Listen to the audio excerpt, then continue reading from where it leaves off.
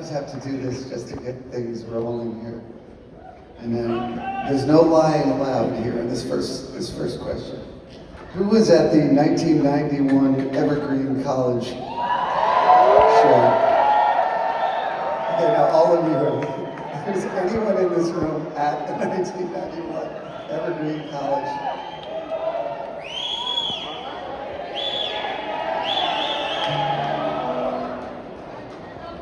That was a long time ago. Anyway, that's the first time I ever done it. And I still remember it. You guys remember things at this point in life? I don't remember much. Remember stuff? I don't remember stuff, but I remember gigs. It's weird. Everything else I don't remember. Anyway, happy to be back. 35 years later.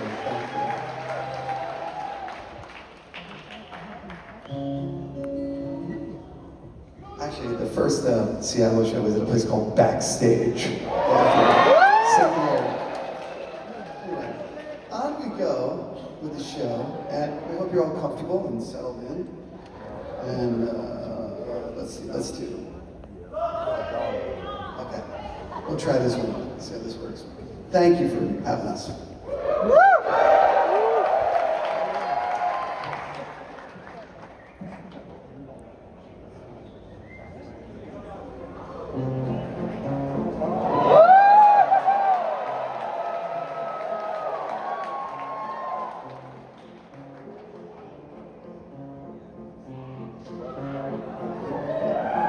It was late one fall night at a fairground near town when Esther first saw the Armenian man who groveled toward her and stood by her side with a bucket that swung in his hand.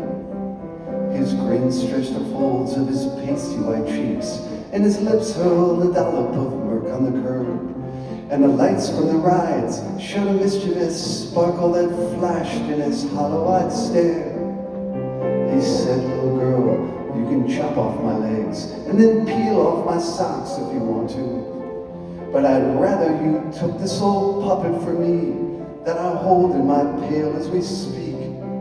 And he stood looking down at the innocent girl, and she stared at the bucket bewildered, till he lifted the doll for the young girl to see, and a giant smile grew on his face.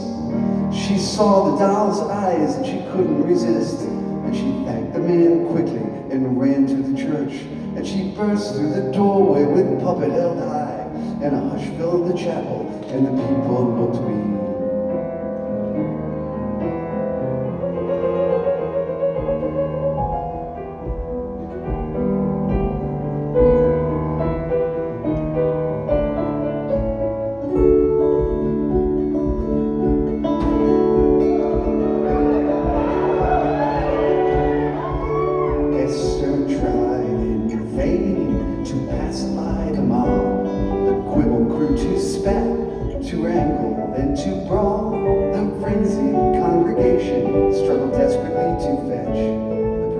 Snugly nestled deep in Esther's leather sack.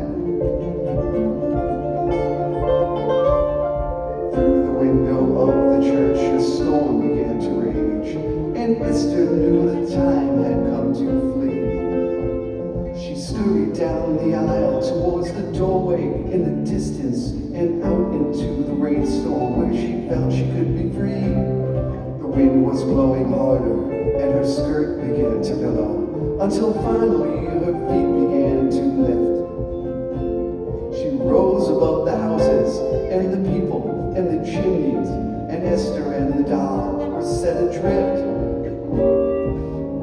floating higher over the hills and the valleys and treetops. They flutter and glide, soaring and turning, suspended on air, with the earth far below them. They tumble and dive through the clouds.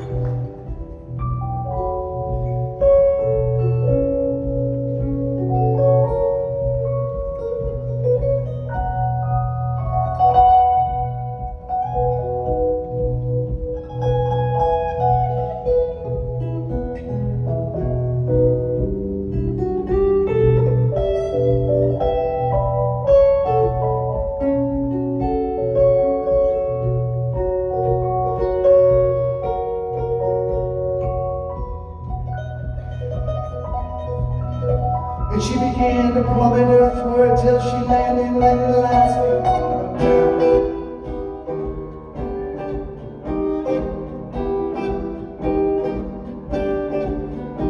She glanced about the village, sure to find the old man around and perched in the darkest hour of night. Nervously she fumbled for the pouch that held the puppet on her.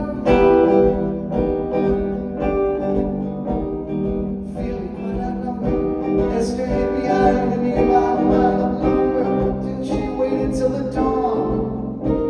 'Cause it would have been a blunder to succumb to a hoodlum on the prowl.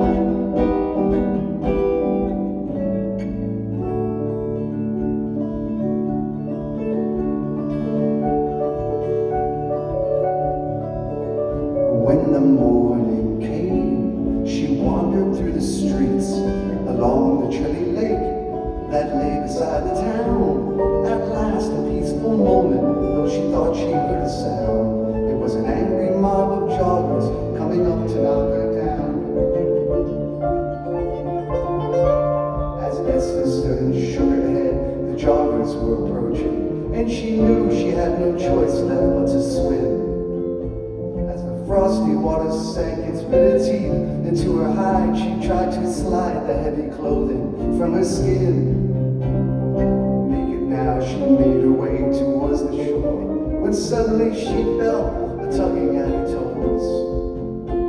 And the puppet she'd forgotten wrapped its tiny little arms around her ankle, and it wouldn't let her go.